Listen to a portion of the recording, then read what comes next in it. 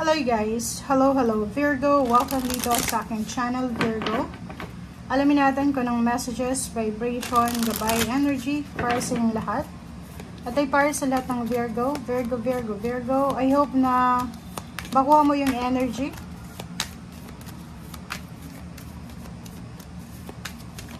Okay, Virgo.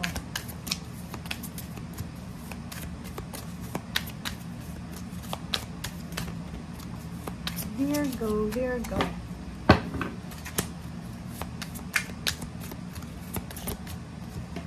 Okay, Virgo, blackout distractions.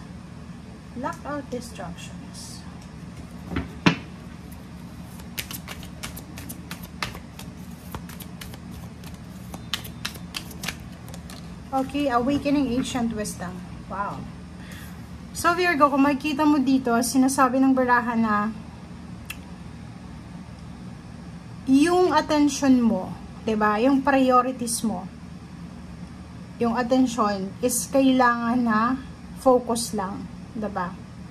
At yung blackout distraction, sinasabi na kailangan alisin mo lahat ng mga bagay, sitwasyon, tao, mindset, habits, routine na alam mong nakaka-distract sa purpose mo, nakaka-distract sa plano mo sa buhay. Okay? Sinasabi na take charge of your schedule, of your situation, working environment, turn off gadgets, electronic devices, social media accounts, or anything na pwedeng makapag-distract sa'yo or maka-distorbo. Okay? So, sinasabi ng baraha dito na alam mo na kung ano yung istorbo sa buhay mo, kailangan mo nang alisin siya sa buhay mo. Okay? Emotional man, financial, or anything yan. Okay, para makuha mo na kung ano yung para makuha mo na yung wish fulfillment mo, new beginnings or anything. Okay? Or yun, accomplishment. Kasi minsan hindi natin na-accomplish yung mga bagay-bagay like sa trabaho, 'di ba? So common sense 'yan eh. Pag masyado tayong nakikipag-chat, masyado tayong nakababad sa internet, messenger 24 hours a day, may mga obligations tayo, duties and responsibilities sa loob ng bahay. Minsan, yung mga iba, hindi nakakapagluto sa kanilang pamilya kasi busy sa pagkikipag-chat.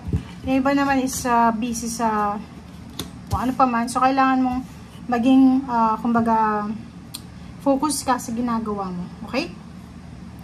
Justice in the World card. So, if ever man may naghihintay sa inyo ng contract signing, documents, positive result, justice, endings, positive endings, new beginnings, outcomes, answers. Sinasabi ng baraha mo na pwedeng dumating na to sa'yo. It's either within 5 months or within 9 weeks. Nakikita natin dito yung fulfillment, achievement of your wishes. And nakikita natin na meron ditong burden ka na posibleng matapos na. Meron ka din na isang bagay na new beginnings na sisimulan mo. Okay? So, parang alpha, omega, endings and new beginnings. So, nakikita ko yung excitement, diba? Parang sinasabi ng baraha sa'yo na mapupuno ng excitement yung puso mo sa mga susunod na araw. Pwedeng ito ay tungkol sa kontrata. Ito yung kontratang gustong-gusto mo. Pumuntang ibang bansa, or pwedeng mag-process ng documents, papers, or anything na legal or basta meron ditong legality of kung ano man siya. So, sobrang excited ka, sobrang masaya ka kasi good news ito eh. And nakikita ko dahil sa good news na yan, buong angkan mo siguro, buong pamilya ay magse-celebrate. So, makakawala ka dito sa Two of Swords, makakawala ka sa negativity, makakawala ka sa confusion, makakawala ka sa sadness or loneliness or anything na hindi maganda sa buhay mo. Okay? Wheel of Fortune yun. So, itong Justice, Wheel of Fortune in the World card, tatlo sila na major arcana. So, ibig sabihin, for example, 3 months from now, within 3 months, 3 years from now, or 3 major events sa buhay mo ang posibleng darating na pwedeng magdala sa'yo ng excitement and celebration. Okay? Sa relationship, nakikita natin, if ever hindi maganda yung relationship mo, intimate relationship, pwedeng maayos ito and then magkaroon ng fulfillment and wish come true, granted. Pwedeng new babies, new location, or anything na connected sa mag-asawa, mag-boyfriend, girlfriend, or magkarelasyon. May pagbabago. Okay, so yun, transformation. Huwag kang matakot sa tower moment na to. Okay, kasi yung tower card is parang ine-emphasize niya lang yung transformation. May mga bagay-bagay kasi sa buhay natin na kailangan nating baguhin, pero natatakot tayo. So dito sinasabi na as much as possible, kung ano yung dumating sa atin na kailangan nating baguhin natin. Okay, huwag tayong mag-dwell sa kung ano man na hindi maganda. And Tower and Six of Wands, sinasabi na from rags to riches, from sadness to happiness, from down to up, parang ganon, level up ka. So, sinasabi na may bumagsak na foundation, is either nawalan ka ng trabaho, nawalan ka ng negosyo, nagkasira-sira yung pamilya, nagkahiwalay yung pamilya, and luckily, sinasabi sir dito ng Six of Wands na recovery. So, may recovery ng mga bagay-bagay na nawala sa'yo, ipinagkait sa'yo ng tadhana, may recovery ng mga pain and heartaches or healing, parang ganun. Okay? And Five of Cups, sinasabi ng barahan na yung iba sa inyo dyan, wag yung panghinayangan yung mga decision making nyo. Kasi parang may mga nanghihinayang kasi mali yung decision ko, ganyan ganito. Sinasabi ng barahan sa'yo na may good news dyan. Okay? May new beginnings.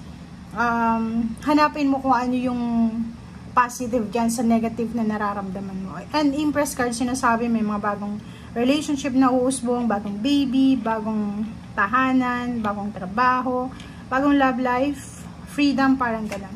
Okay? And sa ngayon, habang nanonood ka, okay, ang gagawin mo is maging mapasensya ka muna. Okay? Huwag maging aggressive kasi na masyado tayong, parang may constraint tayong nararamdaman na kailangan natin magmadali, mag-rush. Huwag ganun. Okay? Dito sa mundong ibabaw, yung mga taong mahilig mag-rush ng sitwasyon, yung mga taong mahilig magmadali, sila yung palaging napapahamak sa decision making. So, dito, sinasabi sa'yo na move on from your past and at the same time, rest. Okay? Magpahinga ka. Kasi kung makikita mo dito, masyado yung iba sa inyong nakafocus sa financial, masyadong nakafocus kung kailan na darating yung promosyon, kung kailan na darating yung perang yan, kung kailan na magta-travel, kung kailan na lilipat ang bahay, kung kailan mapopromote. So, kulang kayo sa pahinga, kulang sa balanse. Okay? Kaya, yun yung sinasabi, blackout distraction. Kailangan mong alisin yung mga istorbo sa'yo. Istorbo sa success mo, istorbo sa relationship mo, istorbo sa pagpapahinga mo, parang gano'n. So, kailangan mong i-prioritize kung ano yung dapat i-prioritize ngayon. Para hindi, simple lang, diba? Para maging simple lang yung buhay. Okay? So, wag mong i-complicate yung life mo. Thank you guys and see you again. Bye!